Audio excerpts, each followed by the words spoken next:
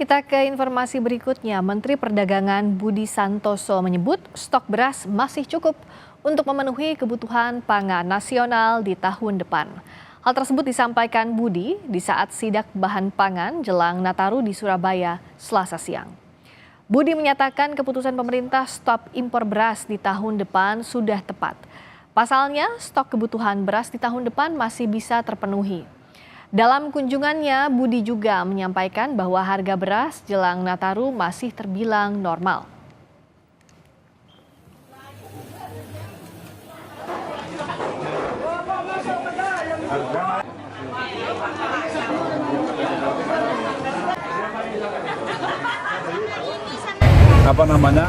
Kalau enggak kan kita impor kan tergantung tergantung kebutuhan. Jadi tahun depan kan memang sudah tidak perlu, artinya kebutuhan dalam negeri kan tercukupi. Kalau sudah tercukupi ya nggak perlu impor beras. Ya, terima kasih ya. Sebelumnya dalam rapat kabinet, Presiden Prabowo menyampaikan bahwa tahun 2025 Indonesia tidak akan impor beras. Hal ini berdasarkan hasil laporan jajaran kementerian dan lembaga terkait stok beras yang mendekati 2 ton. Pernyataan itu disampaikan Presiden Prabowo dalam rapat kabinet yang berlangsung pada Senin siang.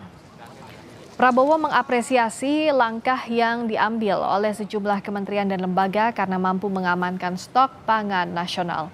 Tingginya stok beras untuk kebutuhan nasional tahun depan semakin meyakinkan pemerintah untuk tidak melakukan impor beras. Mau nggak? Itu Pak, itu Menteri. Produksi pangan kita naik, cadangan pangan kita mungkin terbesar selama beberapa tahun ini. Yang ada di gudang kita, saya kira mendekati 2 juta ton.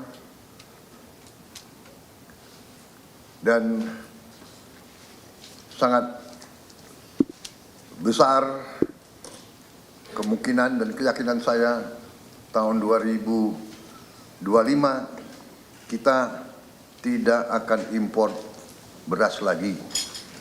Bahkan cadangan kita cukup